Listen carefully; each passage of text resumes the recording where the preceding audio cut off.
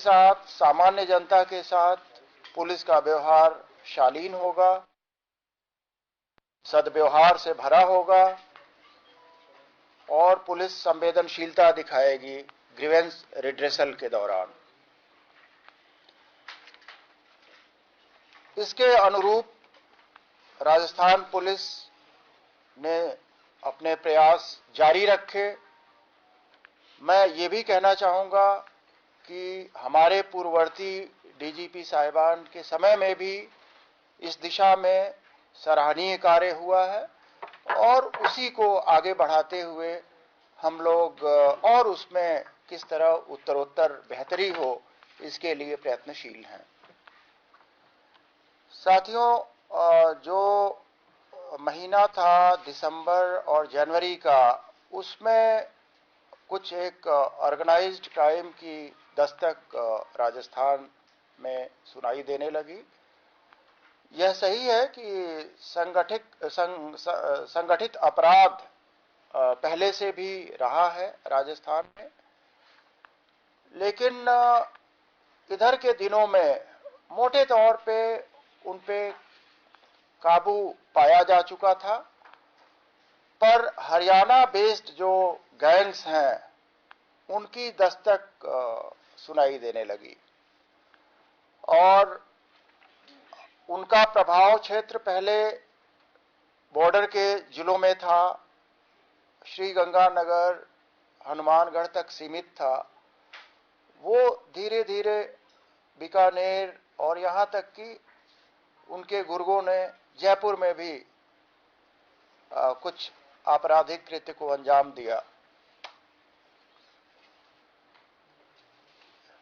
इन सब तथ्यों के परिप्रेक्ष्य में माननीय मुख्यमंत्री महोदय ने एक हम लोगों की मीटिंग ली थी फेब के प्रथम सप्ताह में, और उसमें उन्होंने कहा था कि जो हार्डेंड क्रिमिनल हैं, जो ऑर्गेनाइज्ड क्राइम के और स्पेशली जो दूसरे स्टेट से यहाँ आकर राजस्थान की शांति को भंग कर रहे हैं, उसके खिलाफ आप लोग टारगेटेड अप्रोच रखते हुए कार्रवाई करो। उसके मद्देनजर राजस्थान पुलिस ने कार्रवाई तेज करने का निर्णय लिया और फेब में इस पे होमवर्क शुरू हो गया। उनको चिन्हित किया जाने लगा, जो संगठित अपराध जिनके लिंकेजेस हरियाणा के गैंग से थे, उनको विशेष रूप से चिन्हित किया जाने लगा। इस बीच कुछ लॉ एंड ऑर्डर के कमिटमेंट्स आए, होली शांति से बीते, ये हमारा एक बहुत बड़ी प्राथमिकता थी और पुलिस का अच्छा इंतजाम रहा और जनता का सहयोग रहा कि सब कुछ शांति से बीता। रामनवमी का त्योहार भी लोगों ने शांति और सद्भाव के वातावरण में मनाया। वो भी हमारे लिए एक उल्लेखनीय उपलब्धि है। फिर मार्च में होली के पश्चात एक बहुत ही कोऑर्डिनेटेड एफर्ट्स हुए इन पे प्रहार करने का, संगठित अपराध के गिरोहों पे, इनके सदस्यों पे, इनके सिंपैथाइजर पे। और ये मैं बताना चाहूंगा कि यह प्रयास बहुत ही सफल रहा है। हमारे फील्ड में जो एसपीज हैं, आईजीज हैं, ये खुद फील्ड में निकले। आईजी साहब भी कई बार फील्ड में गए, कंट्रोल रूम में बैठ के पूरा उन्होंने मॉनिटरिंग किया और यहाँ मुख्यालय स्तर पे क्राइम ब्रांच के अधिकारियों ने बहुत ही इफेक्टिव मॉनिटरिंग और क्लोज सुपरविजन रखा। उसमें मैं विशेष रूप से श्री एमएन दिनेश जी का साधुवाद करता हूं कि इन्होंने बहुत ही शानदार मॉनिटरिंग की और क्लोज मॉनिटरिंग की। इसका प्रतिफल ये हुआ कि अपराधियों में हड़कंप मच गया और रिकॉर्ड संख्या में अपराधी पकड़े गए, जेल के शिकंजों के अंदर कर दिए गए, लॉकअप हमारे भर गए। और वैसे जो डिटेल्ड आंकड़े हैं वो आपको सर्कुलेट हो जाएंगे, वो आप देख लीजिएगा। बट मोटे तौर पे इस मार्च और अप्रैल के जो अभी कल तक के दिन को लेते हुए 13,000 अपराधियों को सब्सटेंटिव ऑफेंसेस में अंदर कर दिया गया है। 151 को भी अगर उसमें शामिल करेंगे तो ये आंकड़ा 19,000 से भी ज्यादा हो जाता है, तकरीबन 20,000 हो जाता है।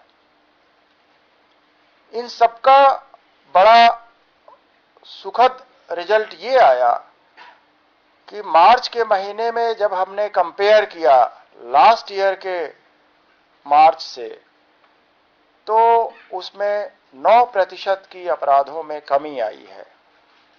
हालांकि मैं यहां यह भी कहना चाहूंगा कि आंकड़ों में मैं बहुत ज्यादा आंकड़ों को महत्व नहीं देता, लेकिन आंकड़ा भी एक चीज है, वो अगर हमारे अनुकूल है तो मैं क्यों ना आपसे शेयर करूं।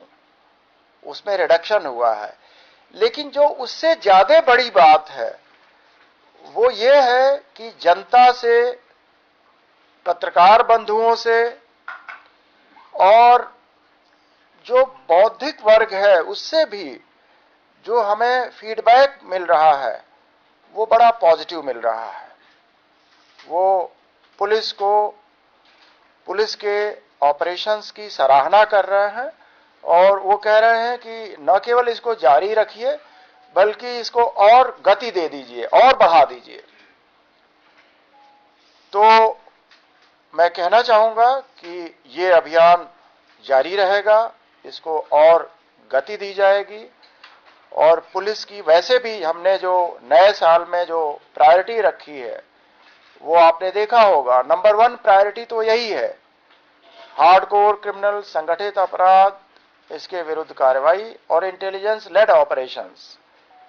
और मैं आपको ये भी शेयर करना चाहूंगा कि ऐसा लगता है कि आज ही होना था आप लोगों के कंजम्पशन के लिए, कि रात में एक बड़ा सक्सेसफुल ऑपरेशन सीआईडी राजस्थान ने रन किया और वहां स्थानीय पुलिस के सहयोग से 4 तस्करों को दबोचा है जैसलमेर से, और उनके पास से 9 केजी हेरोइन, जो संभवतः ड्रोन से ड्रॉप किया गया है, उसको बरामद किया है।